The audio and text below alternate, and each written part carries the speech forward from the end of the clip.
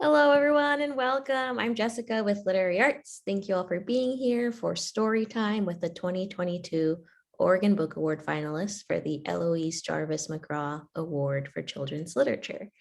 Before we get started, I'd like to open up the space with the land acknowledgement. Literary Arts is based in Portland, Oregon, and we are currently on unceded land. The Multnomah, Cathlamet, Clackamas, Tumwater, Wallala bands, the Tualatin Kalpuya, and many other indigenous nations of the Columbia River occupied and operated on this land long before Western colonizers arrived, and many continue to do so today. Despite attempts of removal and erasure, these communities remain a strong and vital part of our future. Literary Arts recognizes that this acknowledgement is only a small step in affirming the ongoing presence and contributions of our Native communities, and we commit to engaging these communities more fully as we fulfill our mission. For those of you who are not familiar with Literary Arts, we are a nonprofit community-based arts organization with more than 35 years serving readers and writers. Our mission is to engage readers, support writers, and to inspire the next generation with great literature. Our programs include Portland Arts and Lectures, programs for youth, the Oregon Book Awards and Fellowship Program, and the Portland Book Festival. We also offer reader seminars, writing classes, and free literary events like this one year-round. I just want to remind everyone about how this event is going to go. I'll introduce each reader and then they'll share their work. And then at the end, we might have time for a few audience questions. So feel free to type those in the chat. Yay! Thank you all for being here. I'm so excited to hear from you. And now it is my pleasure to introduce our first reader, Cathy Camper.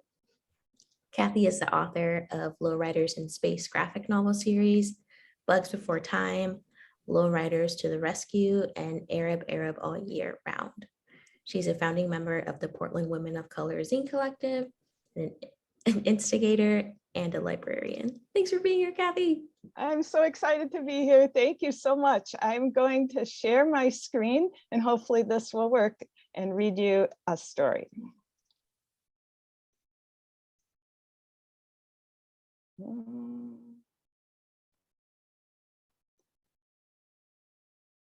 I'm sorry, can you see my screen? I can't see it. I can see your screen. Oh, let's see. Okay. I can't see it to click through. Let's see.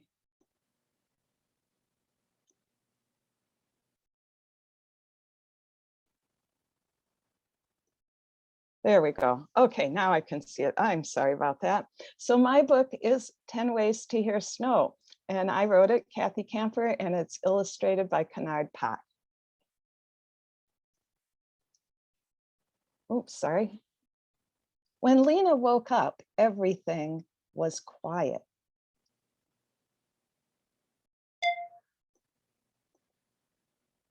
No cars honked, no buses chugged, no garbage trucks gulped trash across the street. Last night, blizzard was gone, leaving the city muffled and white. Snow. But today was Grape Leaf Day, when Lena would help her grandma make warakina. City was losing her eyesight, and Lena loved helping her cook.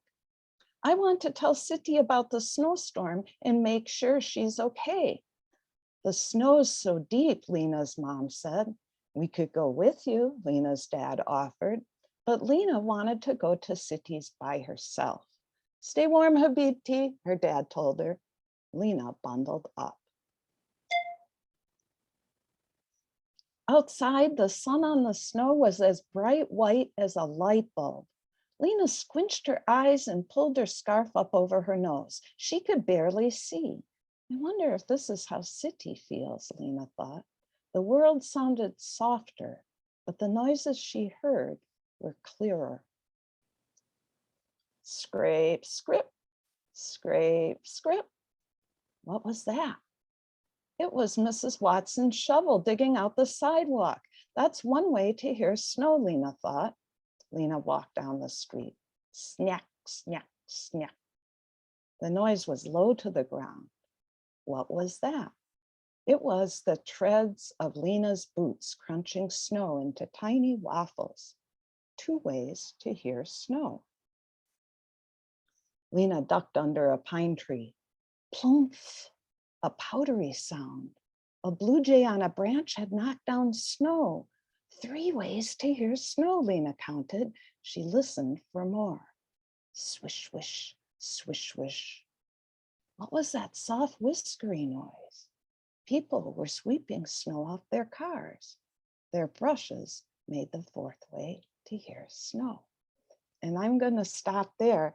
And I just want to say I was so excited we got some snow in April. I didn't think that we would still be counting ways to hear snow in spring in Oregon, but I guess you never know. Thank you for listening. Thank you, Cathy. Our next reader is Walka T Brown. There you are. Walka T Brown is a Stanford graduate with degrees in international relations and secondary education. With her background, she's worked to promote US-Japan cultural exchange and awareness. While I Was Away is her debut memoir, and she is also the author of Dream, Annie, Dream, her first work of fiction. Thanks for being here. Thank you. Okay, let me go ahead and share my slide. So I'd like to give a shout out to Tracy Supersuck, actually, who is here, and she illustrated the cover for While I Was Away. The excerpt I'm going to be reading today is just the first few pages, so it'll be about 8 to 10 minutes, so it's going to be a long one. Okay. One wintry January afternoon, my mom said to me, "Waka, chotto sentaku tatande yo." She was on the floor, legs tucked under her, and surrounded by a huge pile of laundry when she spoke, in that parent telling you to do something you don't want to do tone of voice. She was asking me to help fold the laundry, but there was a lot going on in the house. I got distracted, so I didn't answer her back right away. Dad was doing his calisthenics in front of the TV while he watched the news. "They're radio taiso," he said, or the radio exercises he grew up with in Japan. I called them dadisthenics. Shuffle to the right, deep side lunge. Shuffle to the left, deep side lunge. Lunge walk forward to adjust the antenna on the TV, and backstroke back into position. Add some arm circles and, oh wow, even high kicks, can-can style. If the exercises alone weren't enough of a distraction, my dad's goofy outfit made it worse. He was wearing gray and black checkered polyester pants, a blue and white striped polo shirt, and a long washcloth tied around his head to control his floppy black hair. We were almost halfway through the 80s, but it was pretty clear that style-wise, my dad was stuck in the 1970s. Again, my mom said, "Waka, chotto sentaku tatande." But again, I did not answer her. I was too busy keeping an eye on my siblings to be bothered with her request. My 5-year-old brother Taiga had been quiet too long, and I never trusted when he was quiet. He did things like get into my nail polish and use it to spike his hair into a mohawk, so every now and then I had been peeking in on him in our room. I had my eye on my older brother Hajime too. He was working on his homework at the dining room table, but I knew once Dad finished watching the news there'd be a dash to the dial. I wanted to get there before Hajime did, so I could change the channel to what I wanted to watch. My mom's request rang out a 3rd time. "Waka, sentaku tatande." Her requests to fold the laundry were getting shorter and more direct. I should have noticed. I should have folded the laundry when I heard the edge in my mom's voice. But my older sister was sitting right there. Why couldn't she help? But instead of folding the laundry, I looked toward Aya, hoping to draw my mom's attention to her. If I didn't respond to my mom's plea for help with the laundry, it definitely wasn't because I didn't understand what she said. But fast forward a week later, when I realized she had an entirely different take on the situation. My mom was making dinner when she said, "Waka, nasuyasumi ni mata Nihon ni ikanakucha." Whoa, whoa, whoa. If I heard correctly, my mom had just ruined my summer vacation as she calmly stir-fried the chicken with the zucchini. I closed my eyes and tossed Mom's words around, letting them cook, hoping I had misunderstood her. I hadn't. "What?" I asked. "You want me to go to Japan this summer? Again? Why?" "Every time I ask you to do something in Japanese, you look at Aya to translate." Mom splashed some rice wine into the wok. "Like last week when I asked you to help with the laundry." "Not true!" My mom was speaking to me in Japanese right now, and I understood exactly what she said. The food sizzled and hissed like a snake. I wanted to hiss right back. But I just went, I responded in English. Sometimes I did that when I got stressed and had to get the words out quickly. It was exactly the wrong thing to do in that moment. A couple years ago, clearly that wasn't enough time for your Japanese to stick. The aroma of my mom's cooking made my stomach growl with hunger, but it was also growling at my mom. I mean, my Japanese was decent enough. I could hold my own in a conversation for about 5 minutes before anyone suspected I wasn't Japanese, after which they might cock their head to the side and wonder what part of Japan I was from because there was something about the way I said things that might be a little different from how they would say it. In another couple minutes, before they assumed I was slow or something, my mother would jump in and explain that I was actually born here, in the US. This information usually resulted in an amazed, "Oh," that I knew as much Japanese as I did. Pretty darn good for an American like myself. I groaned. "But I've been going to Japan since I was 5. "When you were 5, corrected my mother, "and that was only for 3 weeks. Do you even remember anything from then?" I did remember. Unfortunately, the first memory that popped into my mind was that of a squat toilet. That trip was the first time I'd ever seen one. It's like a urinal, but one that's lying on the floor instead of upright.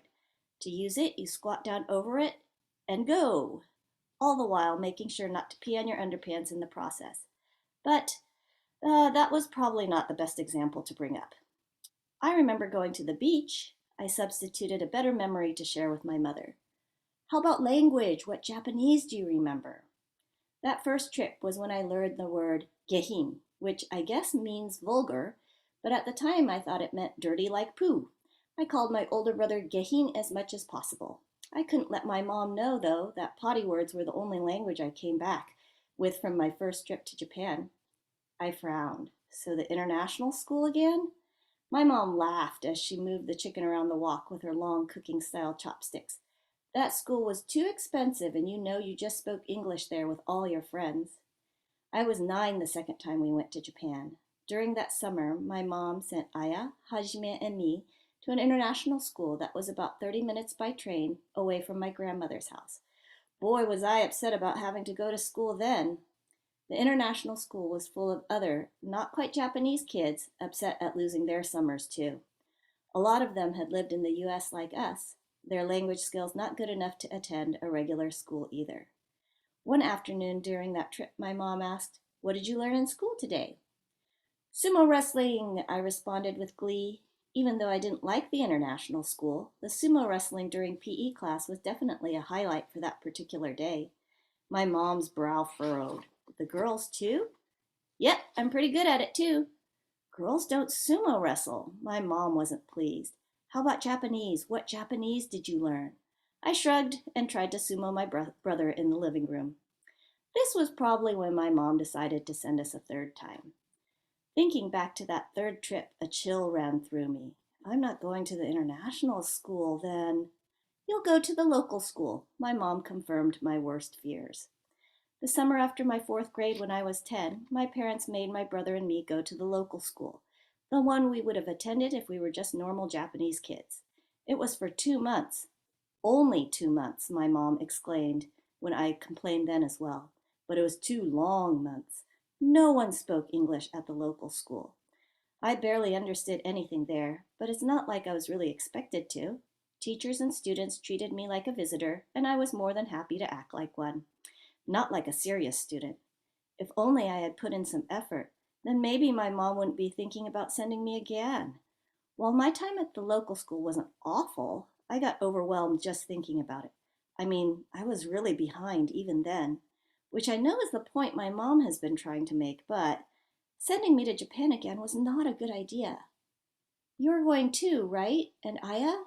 My mom stopped me. "Nope, you'll go by yourself. It's the last summer before your sister goes to college, and I have to stay and help her get ready and take care of your little brother. Get the rice and chopsticks, please." I was about to point out that I had set the table yesterday, and shouldn't it be somebody else's turn? But then I realized that would not be the wisest response in this situation. "Well, what about, he'll be a sophomore, so he really can't be absent from school." Oh my God, was this for real? I'd be the only one going? My siblings were annoying, sure, but on these summer trips to Japan, it was nice having them around to goof off together or to have someone speak with in English when we are in Japanese overload. But wait, did she also say something about being absent from school? I almost dropped the bowls of rice I carted to the table. When we went to Japan before, it had only been for the summers or part of the summer. We never missed any American school. How long are you talking about, Mom? You could leave at the end of May and come back at the end of October, she explained. 5 months is long enough, I think. You wouldn't be treated like a visitor then. Stunned, I couldn't respond. I couldn't imagine actually having to work and study like a regular student. It's just 5 months, Waka. Obasama has already agreed to it, my mom reassured me. Obasama, her own mother. What I remembered most about my grandmother was how she'd look at us through her thick glasses, as if she was judging us and didn't approve of what she saw. It's not like it's forever. Dinner's ready. Dinner? How could this woman be thinking of food right now? I guess ruining people's lives makes some people hungry. Not me, though. My appetite was destroyed. Missed the end of 6th grade and the start of 7th and my entire summer? 5 months is more than long enough. 5 months is forever. Thank you, everyone, for listening. Thank you, Walka. I love that. Alrighty, our next reader is Jennie Englund. Jennie Englund is a National Endowment for the Humanities Fellow, Harvard Global Studies Scholar, and graduate from the U.S. Institute of Peace's Media and Arts. She teaches writing in Southern Oregon, and the most terrifying thing she's done was coaching varsity boys basketball. Thanks for being here. Thanks for having me. Hi.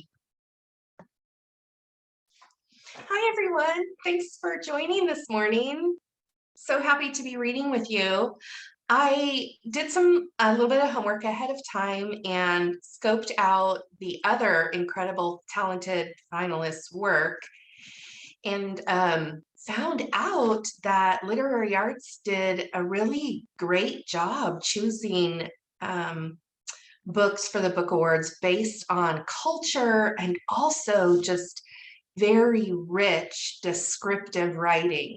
So I'm choosing to read a 2-page passage from my book, Taylor Before and After, an upper middle grade book that kind of crosses over the other authors' work, and it would appeal to sound. I hope you hear some sounds like you will with Cathy and Gaby. I hope you'll see the imagery like Waka in her story, and you might see some feelings like Tracy in exploring emotion through Jennie Mae is Sad. I'm reading a little excerpt that's 30 pages from the end, and the main character, Taylor Harper, hasn't let anyone into her grief yet at this point. Something very sad has happened to her and her family, and she feels isolated and ostracized, and she misses everybody in her life. She feels very alone. There are 4 characters in this short excerpt. Taylor is the narrator, an 8th grade girl writing in her journal in her 8th grade English class on Oahu. Henley is her crush. Eli is her older brother, and something has happened to him. You'll see he's gone from this part of the story. And 4th is Lilu, and Lilu doesn't show up, but you'll hear her referenced, and that was Taylor's ex-best friend. So this is also a love scene, and since I can never write love scenes, even though I feel like I know how to love, I ended up making the love scene awkward, as it might in an 8th grade situation. So enjoy. The prompt is winter. magic. Yesterday after school, I went over to Henley's. He made us grilled cheese with mayonnaise on the outside of the bread, which I never knew was a thing, and it was actually really amazing. Also, Henley heated us up some tomato soup. He had made it the night before from real tomatoes. We dipped our grilled cheese into it, and the whole thing together was so, so good. After that, Henley said he had something. A lantern, I said. It was lovely, a paper lantern. It crinkled in my hands. Krafong, Henley told me, for Yiping. What is that? A festival in Thailand. When we did it here, we had one lantern left over. I thought you could use it. We went outside on the deck, above the hibiscus and under the palms. A little breeze lifted the fern fronds, and a lizard skittered away across the rail. The sun was pinks and oranges melted together far away.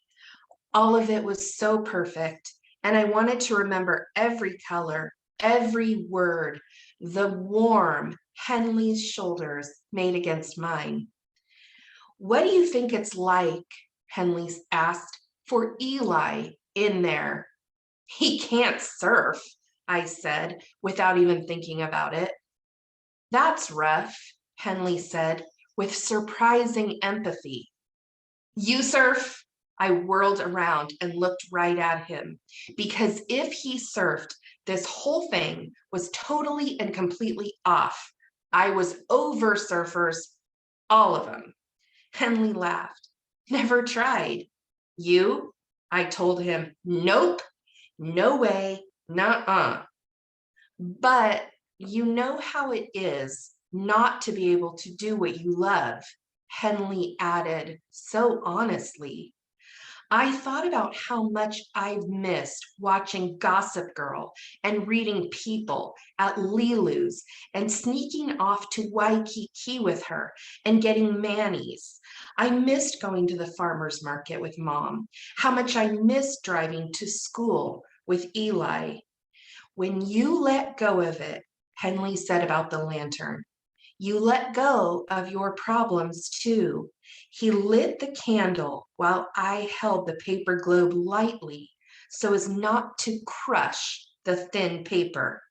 But it turned out I held it too tightly. The lantern wiggled right out of my hands, and I reached into the sky to grab it, and Henley jumped to get it too, and our heads smacked into each other's as the lantern sailed away from us. Henley rubbed his forehead. Oh my gosh, are you okay? I covered my mouth. I had lost the lantern and headbutted my boyfriend. The whole thing could have been so awkward. The most romantic moment of my life turned potential brain injury. But it wasn't, because Henley started laughing too.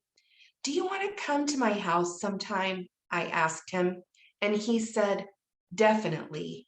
We stood on the deck, his arms around me, both of us breathing in Oahu's salt, the sweet plumeria, the earth and ferns, the blue shadow of the mountains, and time stretched out in front of us, over the Aina, across the ocean. Thank you for listening. I hope you liked it. Thank you, Jennie. I loved that. Our next reader is Gaby Snyder. Hi, Gaby. Hey. He is also the author of Two Dogs on a Trike and the forthcoming Count on Us, climate activist from 1 to a billion. She studied psychology at the University of Washington and creative writing at the University of Texas. Thanks for being here.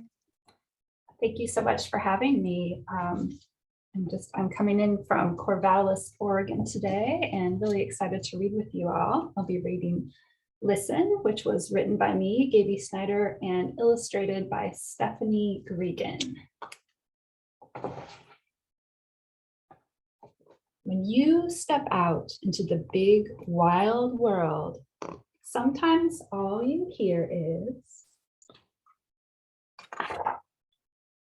woof, beep, vroom, noise.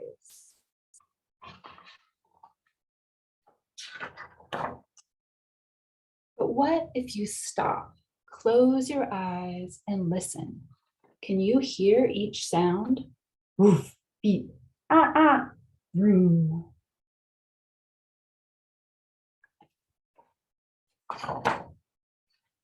Do you hear a dog yip, yip, yapping from window to yard to passing car, or a crow calling from wire to wire? Listen.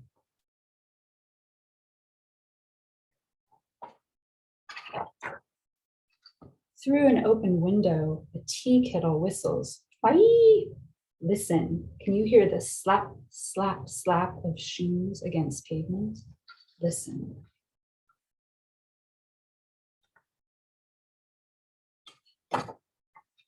Kids jump rope, thump, thump, thump. Can you hear hello called across the playground? Listen. Listen past the crunch of gravel and the scrape of chalk.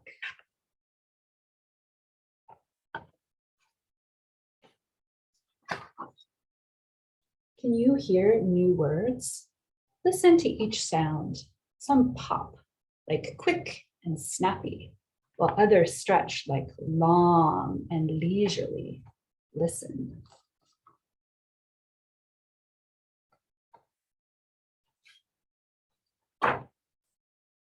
Hear words of joy and words that sting.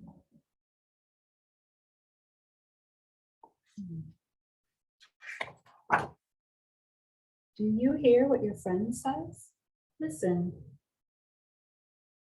Can you hear what she's feeling too? A sob, a sigh, or even silence? Listen.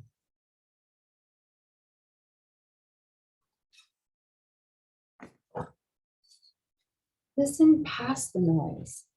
What can you hear?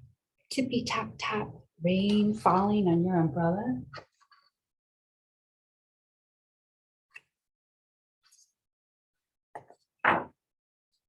Rush, rush, hush, wind through trees. Listen.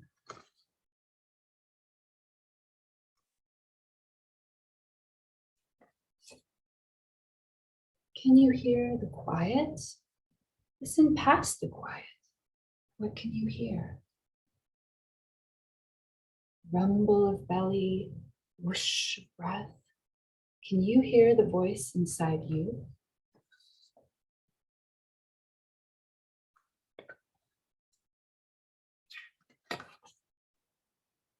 Listen to nighttime hush and whispers.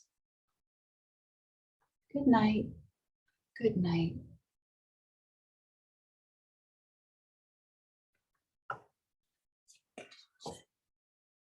Good night.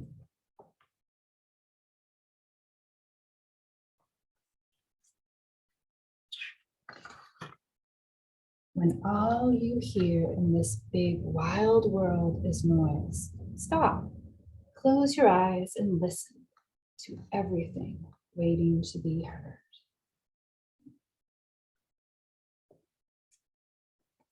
Thank you so much for listening.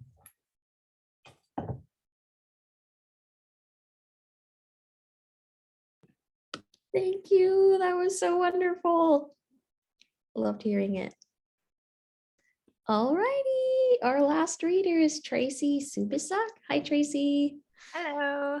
Tracy studied industrial design in school, subsequently working in the field internationally for 7 years before turning her focus to freelance illustration and design.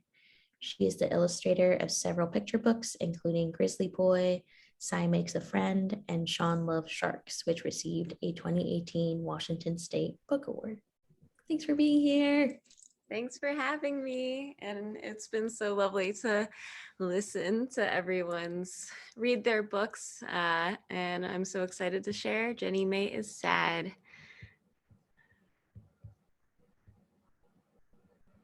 All right, so hopefully everyone can see.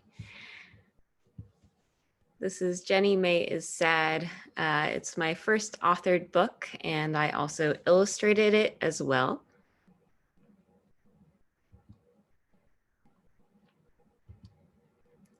Jennie May is Sad. My friend Jennie May is sad. But you might not be able to tell.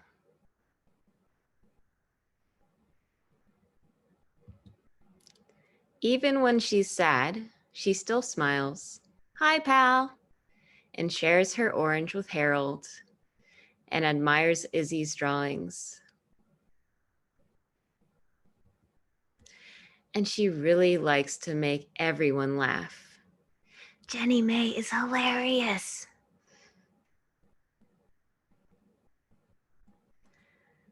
But some days are not as fun. Yep. Hey, why did you do that, Jennie May?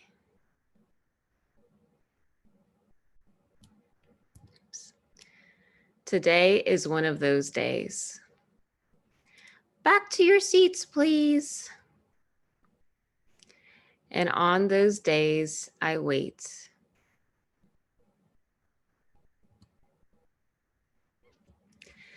Jennie May says that Ms. Abbott is a good listener.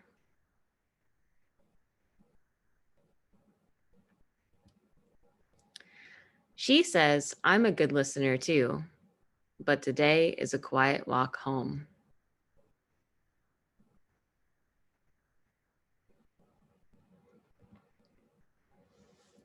What we need are popsicles and kick the rock. Jennie May's tongue is blue. Nah. Mine is purple.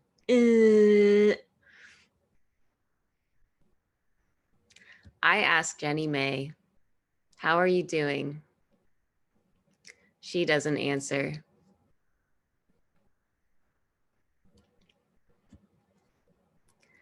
Being sad is hard.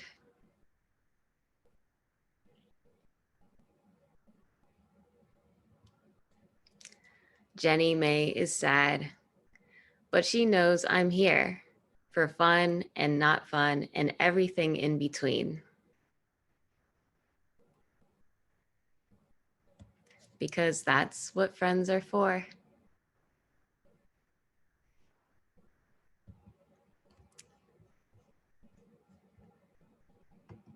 Thank you for reading with me. That was so sweet. Thank you. Want to invite all our finalists to come back on screen. Yay! Thank you all so much for sharing your work. That was wonderful.